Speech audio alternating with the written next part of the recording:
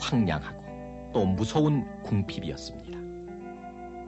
불빛 아래 드러난 것은 가난한 몰골뿐이었습니다.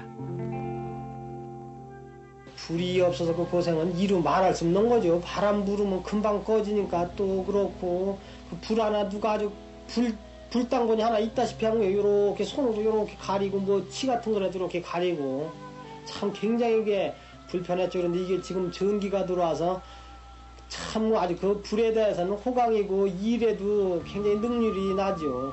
전기 들어오고도 이제 그 급급할 적에만 그 전기불을 이렇게 틀어서 잠깐 켜고 또 끄고 아주 그렇게 중요하게 그 불을 이렇게 아꼈죠. 저희 집 같은 경우는 사랑해서 한 10시쯤 되면 그만 자거라 그렇게 하고 내일 일어나서 전기불 달란다. 내일 일어나서 뭐 일을 좀 더 해라.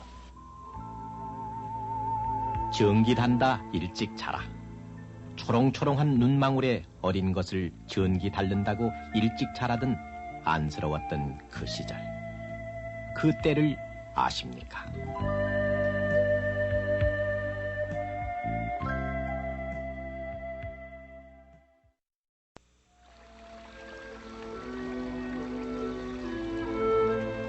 (30년) (40년) 전 그제나 이제나 뛰놀기 좋아하는 동심은 변함이 없어서 무명저고리, 무명치마 또는 삼배중이를 걸친 그 또래들은 햇빛 날 때가 노는 동안이었습니다.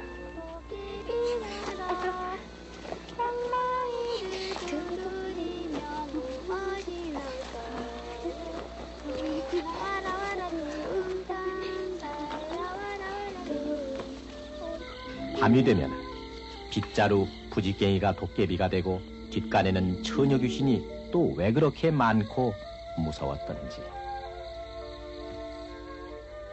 해질녘이면은 동구박 장승보다도 더 높이 자란 옥수수밭을 따라 동네 아저씨들은 마늘이나 조, 고추판 돈으로 그 귀한 북어 몇 마리를 꿰오기도 했는데 실상 그 북어보다 먼저 산 것은 돛병 가득한 석유였습니다.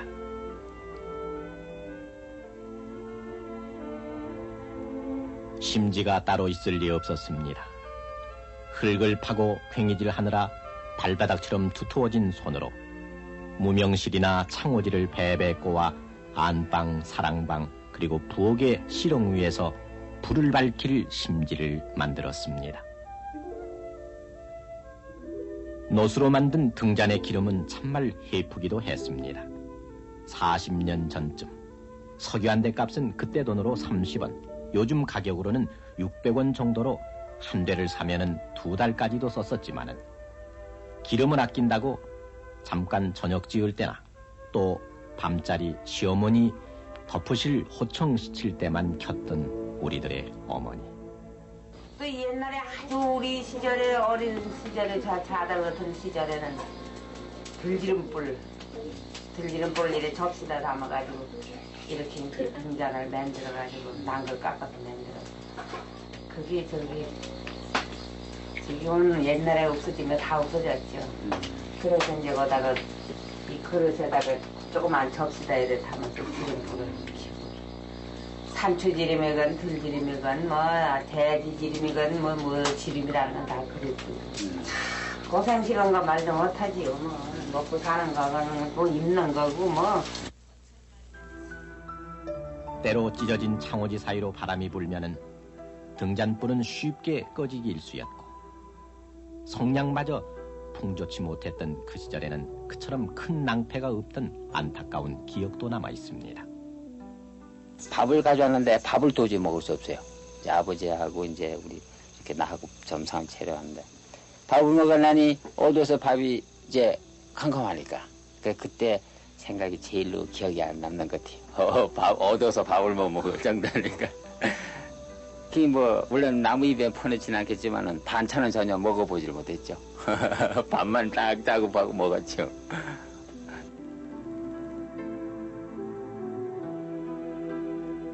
신문 한 구석에 농가의 복음이라는 표제를 붙이고 구식 맞춤법으로 모양 좋고 견고한 것이라는 호롱불 광고가 유행한 때가 바로 1940년대 후반이었습니다.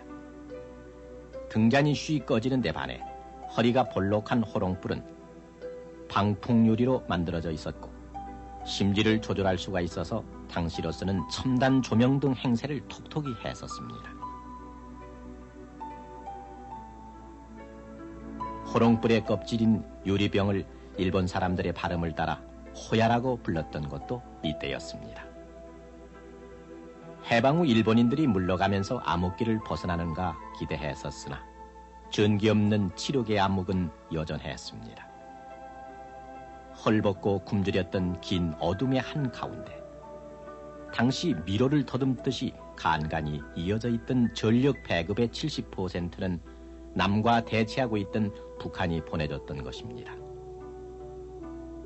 1948년 5월 14일 미소 공동위원회가 결렬되자 북한 측은 남한의 전력 배급을 돌연 중단했고 해결하고 싶으면 평양으로 대표를 보내라고 욱박질렀습니다. 그리고 6.25, 또 휴전이 된 이후에도 서러운 갓난이들이 살아갔던 사랑방은 낮이나 밤이나 늘 침침했습니다. 1950년대 중반에는 고관이나 부유층들이 썼던 전등도 30촉 이하로 낮출 정도로 도시나 농촌이나 모두 야맹증의 거리가 될 수밖에 없었습니다. 어쩌다 동네 부자들이나 지니고 있던 미제 라디오를 가까이 할 기회가 있으면 아이들은 떼거리로 몰려들었습니다.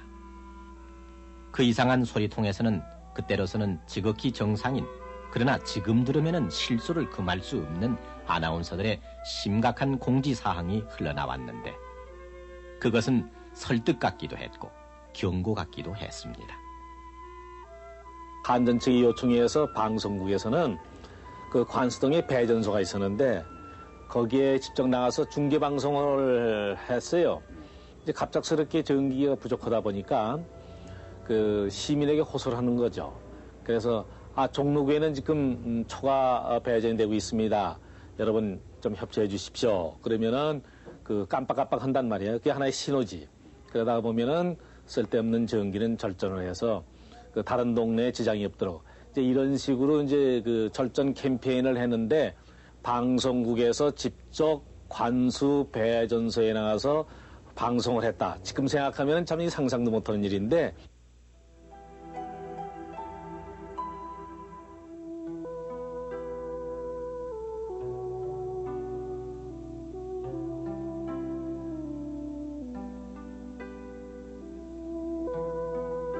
뽀얀 먼지를 뒤집어 쓴 채 마치 열병식 하듯 늘어선 옥수수밭 자리에 콜탈로 분칠을 한 전봇대가 들어선 것은 꼭 30년 전.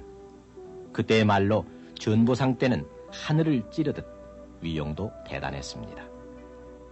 1956년 미국의 원조로 또 미국의 기술로 경기도 당일리에 화력발전소가 세워졌을 때 당시 1시간 쓸 수 있는 용량은 오늘 서울 시민들이 단 2분밖에 쓰지 못하는 초라한 수준이었습니다. 또 현재 서울 동작구 하나를 공급하는데도 미흡한 시설이었지만은 호롱불을 켜고 전기 절약의 실황을 중계방송했던 그때로서는 만세삼창을 할 정도로 감격에 푹 빠졌던 순간이었습니다.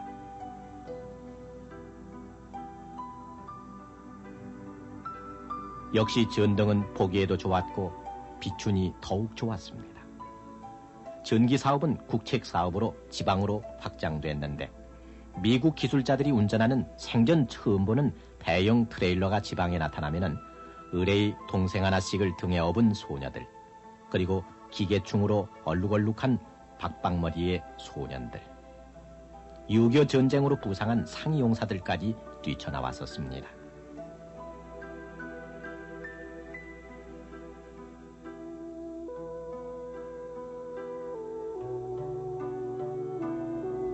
부엌에는 등잔을 켰던 큰통 성냥이 그대로 매달린 채 신묘한 전등 아래 동서들끼리 호박을 다듬던 그 시절. 처마 밑에 두 가닥으로 들어와서는 문득 눈부신 광채를 발산하던 그 오묘한 물건. 그래서 할머니들은 신통한 전구에 새까맣게 낀 파디똥을 담고 거미줄도 걷어내곤 했습니다. 어린이들은 그 전등 아래서 안전뱅이 책상에 머리를 맞대고 남은 창호지를 찢어 습자도 했었는데 왜 그렇게 공부가 잘 됐는지. 비록 전등은 달렸으나 전기 질도 고르지 않고 전구 품질도 낮아서 끼우자마자 꺼지는 수가 허다했습니다. 그 때문에 동네 구멍가게에서 30쪽 전구 사오는 게 꼬마들의 주업이었습니다. 또 그 무렵 특선이 들어오는 집은 전천후 불이 들어온다고 해서 온 마을이 부러워하곤 했습니다. 동네에서는 7호집, 8호집 또는 향나무집, 살구나무집 그리고 부러움을 가득 담아 특선집이라고 불렀던 때도 있었습니다. 전기 들어오는 때보다 나가는 시간이 더 많았던 연희 가정집의 책상 탁자에는 그래서 비상용 양초의 촌농으로 얼룩덜룩 궁핍의 자국이 가시질 않았습니다.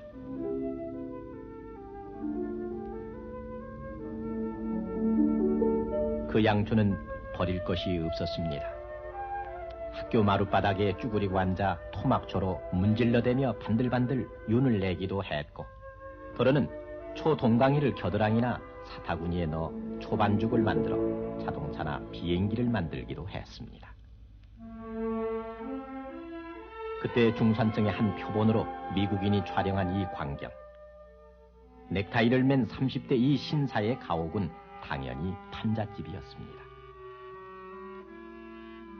부인과 아이들이 마중을 하고 어머니는 저녁상을 차리는데 당시로서는 풍성한 상차림이어서 언뜻 단란하고 유복한 분위기마저 배어나왔으나 그 벽에 걸린 것은 기름 연기가 절어든 까만 호롱불.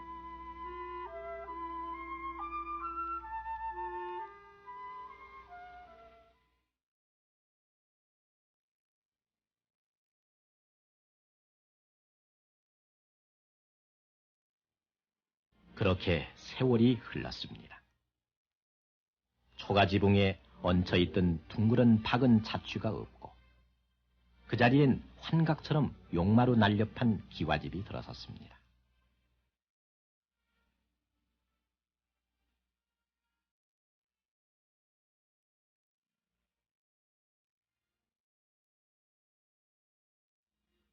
(30년) 전 보잘것없었던 화력 수력 발전기는 그나마 15개에 불과했던 것이 오늘은 80개.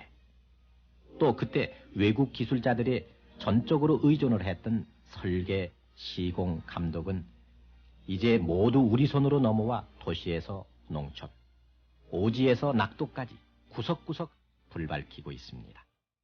대명천지에서 한번 살아보고자 온 마을 남정네가 다 동원이 돼 전신주를 나르고 아낙네들은 국밥을 말아주며 격려했던 30년 전.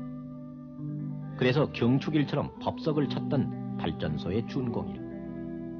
대표적이었던 삼청 마산 화력발전소는 그러나 오늘 원자력 발전소의 등장으로 고철이 돼버리고 말았으며 철거 대상의 명부에 올라가는 처지가 돼버렸습니다.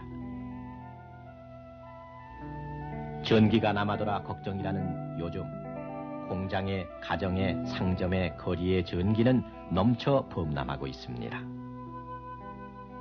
해방 당시 19만 킬로와트를 생산했던 최대 전력은 작년 1700만 킬로와트로 무려 90배나 늘어났습니다. 전국적으로 전기화 사업이 추진됐던 1964년 전기가 들어왔던 집은 106만 가구, 5집에 4집이 촛불이나 호롱불 신세를 졌다는 얘기였습니다. 오늘 전선의 끝은 전국 700만 가구 모든 가정을 다 돌아 전등, 텔레비전, 냉장고, 세탁기를 돌리며 긴 밤을 밝히고 있는데 다시 20년 전과 비교하면 전기 쓰는 가정은 9배가 늘어났다는 놀라운 계산이 나옵니다. 이제는 더 나아가서 인천시 정도를 3개나 공급할 수 있는 용량의 원자력 발전소가 5호, 6호, 7호기까지 가동되는 80년대로 변환됐습니다. 호롱불에서 원자력까지의 한 세기를 우리는 초스피드로 질주해 왔습니다.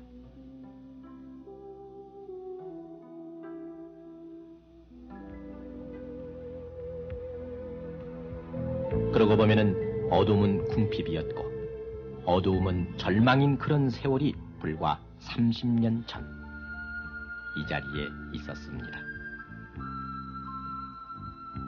호롱불 심지를 돋구었던 그 30년 전, 투명한 30촉짜리 유리알, 연상의 실타래를 자꾸자꾸 따라가면은 건너 안방 창호지에서는 얘야 전기 단다, 일찍 자거라 하는 아버지 음성이 울립니다. 잊혀졌던 그 시절, 그 음성. 그때를 아십니까?